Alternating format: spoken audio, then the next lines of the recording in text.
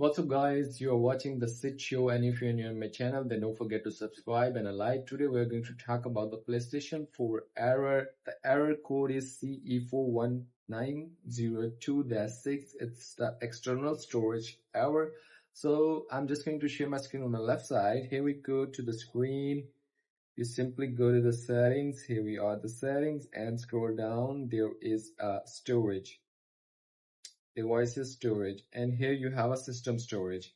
You must go to the other settings, external storage. Your external storage is not connected, go to devices, and here you have the USB storage and devices.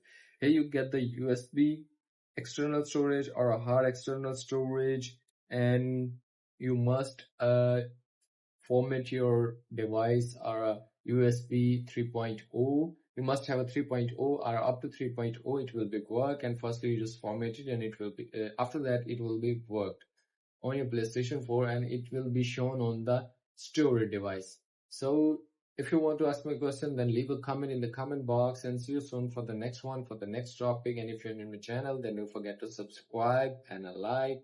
See you for the next one.